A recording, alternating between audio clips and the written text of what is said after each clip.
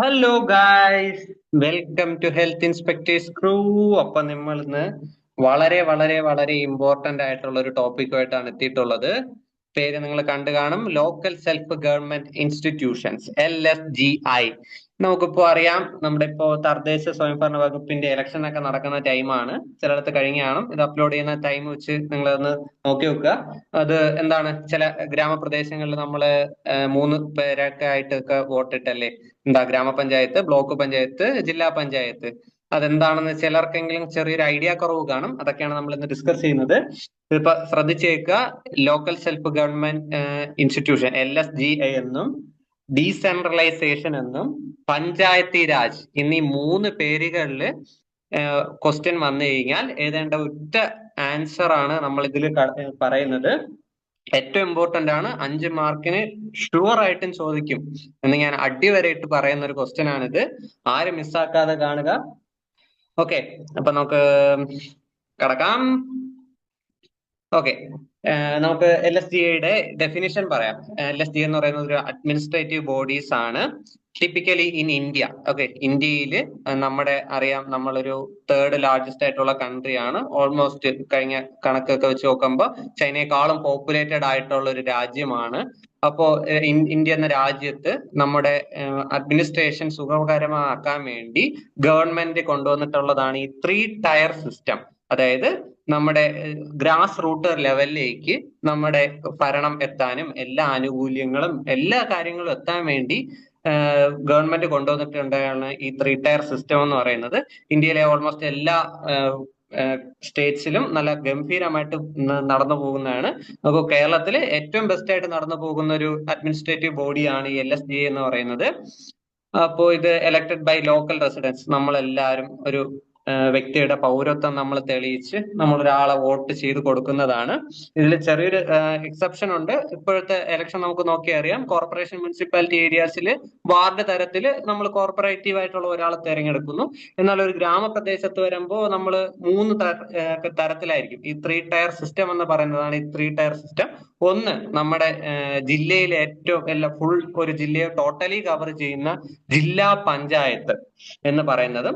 Second, ആ ജില്ലാ പഞ്ചായത്തിന്റെ തൊട്ട് താഴെ അവരുടെ ഒരു അഡ്മിനിസ്ട്രേറ്റീവ് ഫ്ലോ താഴോട്ട് വരുമ്പോൾ ബ്ലോക്ക് പഞ്ചായത്തിലേക്കും, അവിടെ നിന്ന് നേരെ താഴോട്ട് ഗ്രാമപഞ്ചായത്തിലേക്കും, അങ്ങനെയാണ് വരുന്നത്. ഇത് വേണമെങ്കിൽ തിരിച്ചും നിങ്ങൾക്ക് പഠിക്കാം, മേളിൽ നിന്ന് താഴോട്ടും പഠിക്കാം, താഴ്ന്ന് മേളിലേക്കും പഠിക്കാം. അപ്പൊ ഇതൊരു മെയിൻ പോയിന്റ് ആണ്, 3 tier of government. Okay, 3 tier മറക്കരുത്. അടുത്ത് ഓപ്പറേറ്റിംഗ് അറ്റ് ഗ്രാസ് റൂട്ട് ലെവലാണ്. ഭയങ്കര ഗ്രാസ് റൂട്ട്, സാധാരണക്കാർക്ക് വരെ എല്ലാ സേവനങ്ങളും ലഭ്യമാക്കാൻ വേണ്ടിയാണ് ഇത് എത്തിച്ചിട്ടുള്ളത്. അപ്പൊ ആ രണ്ട് വേർഡ്സ് ഉണ്ട്, 3 ടയർ ഓഫ് ഗവൺമെന്റും ഗ്രാസ് റൂട്ട് ലെവലും. അതൊരു ഡെമോക്രാറ്റിക് ആയിട്ടുള്ള ഡീസെൻട്രലൈസേഷൻ ആണ് and service delivery to the പീപ്പിളിലേക്ക് ഗവൺമെന്റിന്റെ എല്ലാ സർവീസും എത്തിക്കുന്ന ഒരു കാര്യമാണ്. ഇമ്പോർട്ടന്റ് ആയിട്ടുള്ള ഡെഫിനിഷൻ ആണ്, ആരും ഒട്ടും മിസ്സാക്കരുത്. അയ്യോ, ഞാൻ വരച്ച് കുളവാക്കിയോ, വെച്ചുതരാം. ഓക്കെ, നോട്ട് ചെയ്ത് വെച്ചോ, ഇമ്പോർട്ടന്റ് ആണ്. അപ്പൊ അടുത്ത്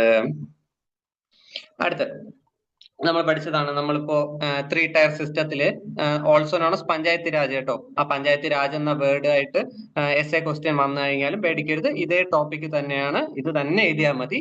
അപ്പൊ ആദ്യം നമുക്ക് താഴ്ന്ന മേളിലേക്ക് പോകാം അല്ലെ. ആദ്യം നമുക്ക് വില്ലേജ് ലെവൽ, ഗ്രാമപഞ്ചായത്ത് ലെവൽ. ഇവിടെ നമുക്ക് കുറച്ച് ടേംസ് ഉണ്ട്.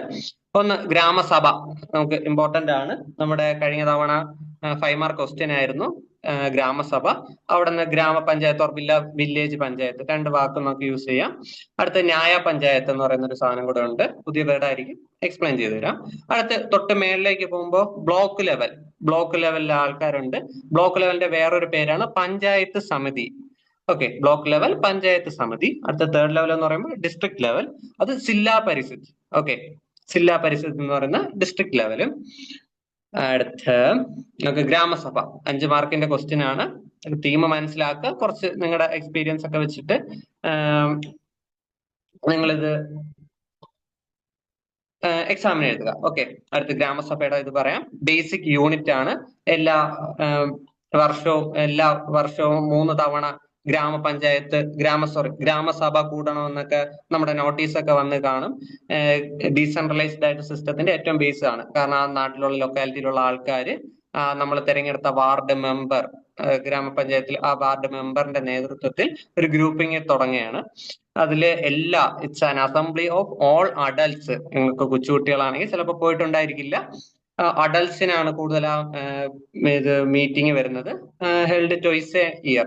ട്വൈസ് ഇയർ പഴയ കണക്കാണെന്ന് തോന്നുന്നു. ഇപ്പൊ ത്രൈസ് ഒക്കെ പറയുന്നുണ്ട്. എന്നാലും നിങ്ങൾ എക്സാമിന്, കാരണം ഇത് KPARK ബേസ്ഡ് ആയിട്ടുള്ളതാണ്, ട്വൈസ് എ ഇയറിൽ പഠിച്ചാൽ മതി. ട്വൈസ് എ ഇയറിൽ ഇപ്പോൾ കണ്ടക്ട് ചെയ്യുന്നതാണ് ഗ്രാമസഭ എന്ന് പറയുന്നത്.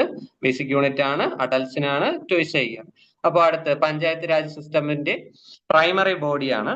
ഓക്കെ, അടുത്ത് decision taken in grama sabha cannot be annulled by any other body. വേറൊരു ഗ്രാമ ബോഡിക്ക് പറ്റില്ല, കാരണം ആൾക്കാരെല്ലാരും കൂടെ ഒന്നിച്ചെടുത്ത തീരുമാനമാണ്.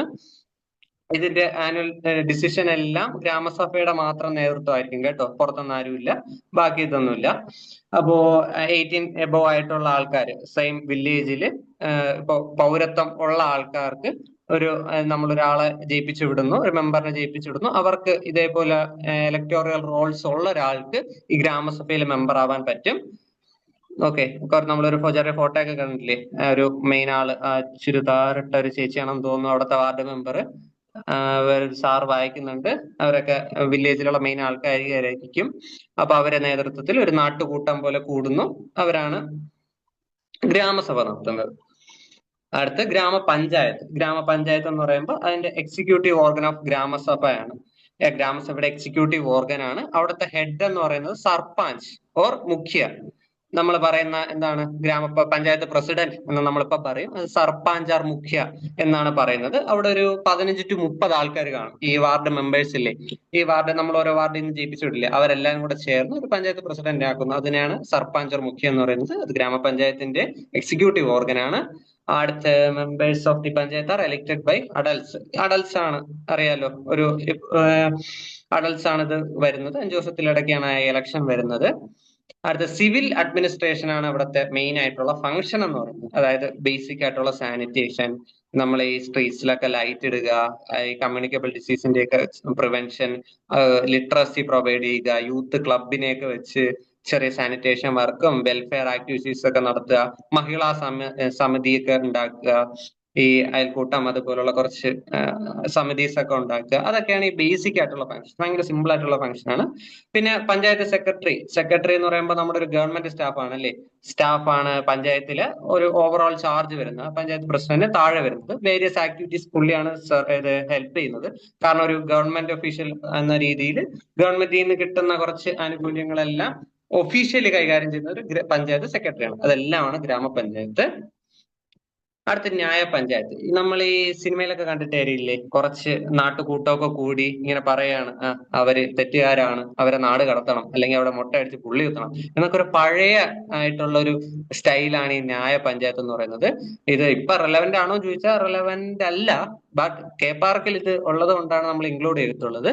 നിങ്ങൾ എക്സാമിന് ഇത് ഇൻക്ലൂഡ് ചെയ്ത് തന്നെയാണ് നിങ്ങളുടെ സിലബസ് പ്രിപ്പയർ ചെയ്തിട്ടുള്ളത്. അപ്പൊ ന്യായപഞ്ചായത്ത് എന്ന് പറയുന്നത് ഒരു ജുഡീഷ്യൽ ഓർഗൻ ആണ്. ഇപ്പോഴത്തെ ജുഡീഷ്യൽ ഓർഗൻ അറിയാം, കറക്റ്റ് കോർട്ട് കാര്യങ്ങളൊക്കെയാണ്. ഇത് ഒരു ഗ്രാമസഭയ്ക്കകത്ത് ചെറിയൊരു ജുഡീഷ്യൽ ഓർഗൻ ആണ്. ഈ ചെറിയ ചെറിയ ഒഫൻസ് ഒക്കെ, civil cases, minor criminal offence, ചെറുതായിട്ട് എന്തെങ്കിലുമൊക്കെ മോഷണം നടത്തിയോ അങ്ങനെ എന്തെങ്കിലുമൊക്കെ ചെറിയ ചെറിയ കൊച്ചു കേസൊക്കെ ഉണ്ടെങ്കിൽ അവിടെ വെച്ച് സോൾവ് ചെയ്ത്, എന്താണ് പറയാ, കുറച്ച് നാളത്തേക്ക് നാട്ടിൽ നിന്ന് മാറിയിരിക്കണമെന്നോ, ഇത്ര രൂപ പിഴ കൊടുക്കണമെന്നോ, പിന്നെ അങ്ങനത്തെ ചെറിയ ചെറിയ കേസൊക്കെ വിധിക്കുന്നത് ഈ ഗ്രാമസഭ വഴി ഈ ന്യായ പഞ്ചായത്തിലാണ്. ഓക്കെ, ഈ once nyaya panchayat for a group of 5 village panchayat. 5 village പഞ്ചായത്തിന്റെ ഒരു ചെറിയ കൂട്ടായിരിക്കും ഈ ന്യായ പഞ്ചായത്ത് എന്ന് പറയുന്നത്. അടുത്ത ബ്ലോക്ക് ലെവൽ. ഗ്രാമപഞ്ചായത്തിന്റെ ഇത് കഴിഞ്ഞു. അടുത്ത നമ്മൾ ബ്ലോക്ക് ലെവലിലേക്ക് പോവുകയാണ്. ബ്ലോക്ക് ലെവലിൽ വേറൊരു പേരുണ്ട്, എന്തായാലും പഞ്ചായത്ത് സമിതി. Okay, panchayat block consist of 100 village of population. 100 village and A population of about എത്ര, 80,000 to 1,20,000. 100 villages and population of 80,000 to 1,20,000. അതിനാണ് പഞ്ചായത്ത് സമിതിയിൽ വരുന്നത്. ഇതില് നമ്മൾ പറഞ്ഞു, ഈ 100 വില്ലേജ് ആകുമ്പോ 100 വില്ലേജിന് ഹെഡ് ഉണ്ട്. ഈ ഹെഡിന് ഒരു പേര് പഠിച്ച്, എന്താണ്, സർപഞ്ച്, പഞ്ചായത്ത് പ്രസിഡന്റ്, ഇവരെല്ലാരും കൂടെ ഈ സമിതിയിലേക്ക് വരുന്നു. ഈ സമിതിയിൽ ഇവരെല്ലാരും അംഗങ്ങളാണ്. ആ വില്ലേജ് പഞ്ചായത്തിലുള്ള എല്ലാ ഹെഡുകളും ഈ സമിതിയിലെ അംഗങ്ങളാണ്, മെമ്പേഴ്സ് ആണ്. അപ്പൊ അടുത്ത് ആ ഒരു റിസൈഡിങ് കുറച്ചൊരു വലിയ ഏരിയ ആയിരിക്കുമല്ലോ. അപ്പൊ അവിടെ താമസിക്കുന്ന MLA മാർ, MP മാർ ഇവരെല്ലാരും ഈ എന്താണ് ഈ ബ്ലോക്ക് ലെവലിലെ അംഗങ്ങളാണ്. ഓക്കെ. പിന്നെ representatives of SC and ST, scheduled caste, scheduled ട്രൈബിലായിട്ടുള്ള റെപ്രസെന്റേറ്റീവ്സ് കാണും എല്ലായിടത്തും. അവരെല്ലാം കൂടെ ചേർന്നതാണ് ഈ ബ്ലോക്ക് ലെവലിലുള്ള മെമ്പേഴ്സ് എന്ന് പറയുന്നത്. പിന്നെ ഒരു BDO, ബ്ലോക്ക് ഡെവലപ്മെന്റ് ഓഫീസർ ആണ് ഇതിന്റെ എക്സ് ഒഫീഷ്യോ സെക്രട്ടറി. ഈ ഹൈലൈറ്റ് ചെയ്തിട്ടിരിക്കുന്നത് ചുമ്മാതല്ല, നിങ്ങൾക്ക് അത്ര ഇമ്പോർട്ടന്റ് ആയിട്ട് മെൻഷൻ ചെയ്ത് പറഞ്ഞത് വരെയാണ് എക്സാമിൽ ഇൻക്ലൂഡ് ചെയ്യാൻ. പുള്ളിയാണ് എക്സ് ഒഫീഷ്യോ സെക്രട്ടറി എന്ന് പറയുന്നത്. ഈ പഞ്ചായത്ത് സമിതി എന്താണ് നമ്മൾ നേരത്തെ പഠിച്ചു, വാർഡ് വില്ലേജ് ലെവലിൽ ചെറിയ സാനിറ്റേഷൻ വർക്കും കാര്യങ്ങളൊക്കെയാണ് ഇവിടെ കുറച്ചുകൂടെ ഹൈ ആയിട്ടുള്ള ഇതാണ്. കാരണം ഇവർ ടെക്നിക്കൽ അസിസ്റ്റന്റ് ആയിട്ട് ഗൈഡൻസ് കൊടുക്കുന്നു. വില്ലേജ് പഞ്ചായത്തിന് കുറച്ച് ഡെവലപ്മെന്റ് വർക്കിനുള്ള ഗൈഡൻസും അസിസ്റ്റൻസും ഒക്കെ കൊടുക്കുന്നു. കുറച്ചുകൂടെ ഹൈ പവർ ഉള്ള ആൾക്കാരാണ് ഇവിടെ ഉള്ളത്. പിന്നെന്താ, ആക്ട് ഏജന്റ് ഓഫ് സ്റ്റേറ്റ് ഗവൺമെന്റിന്റെ ഒരു എന്താണ് കുറെ മണി ഒരു ഫ്ലോ പോലെ വരത്തുള്ളൂ. ഇവിടെ ഗവൺമെന്റ് അനുവദിക്കുന്നു, ഡിസ്ട്രിക്റ്റിൽ വരുന്നു, ബ്ലോക്കിൽ വരുന്നു, വില്ലേജിൽ വരുന്നു. ഈ ബ്ലോക്ക് ലെവലിലാണ് കുറച്ച് ഡെവലപ്മെന്റ് പ്രോജക്ട്സിനുള്ള മണിയൊക്കെ സ്വരുക്കൂട്ടി ഡിസ്ട്രിബ്യൂട്ട് ചെയ്യുന്നത്. അപ്പൊ ബ്ലോക്ക് ലെവൽ ക്ലിയർ ആയി. അടുത്ത ഡിസ്ട്രിക്ട് ലെവൽ അറിയാലോ, ഒരു ജില്ലയിലെ സുപ്രീം അതോറിറ്റിയാണ്. ഇതിന് നമ്മൾ വേറൊരു പേര് പറഞ്ഞു, ഏതാ? ജില്ലാ പരിഷത്ത്. ബ്ലോക്കിന്റെ പേര് മറക്കണ്ട, ഏതാ? പഞ്ചായത്ത് സമിതി.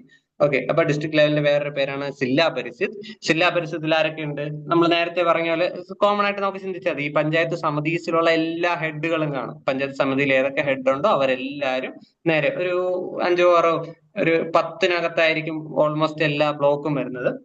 ഇവരെല്ലാരും ജില്ലാ പരിഷത്തിലെ മെമ്പേഴ്സ് ആണ്. പിന്നെ ആ ഡിസ്ട്രിക്റ്റിൽ താമസിക്കുന്ന MPs, MLA മാർ, SC/ST ആൾക്കാർ, കോഓപ്പറേറ്റീവ് സൊസൈറ്റീസ്, പിന്നെ കുറച്ച് എന്താണ് ഈ ലേഡീസിന്റെ വുമൺസിന്റെ ഒക്കെ ഓർഗനൈസേഷനിലെ ഹെഡ്സും അവരെല്ലാരും ഇതിലെ അംഗങ്ങളാണ് കേട്ടോ.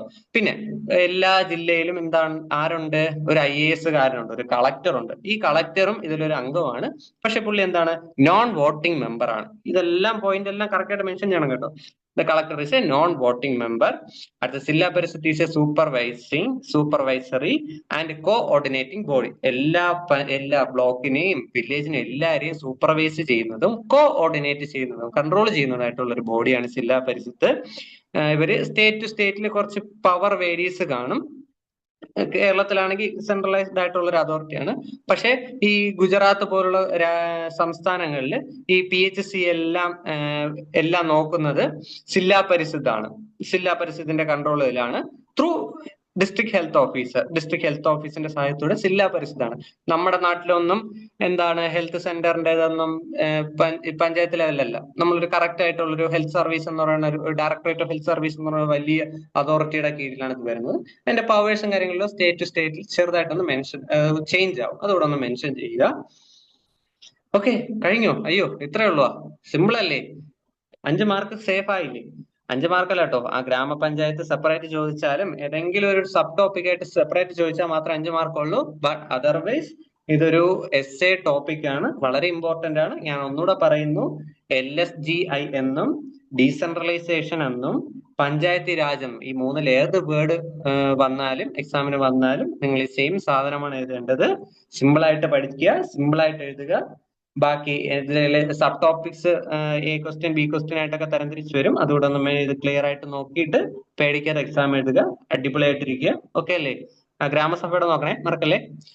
അപ്പൊ ഓക്കെ, നെക്സ്റ്റ് ക്ലാസ്സിൽ കാണാം. Thank you.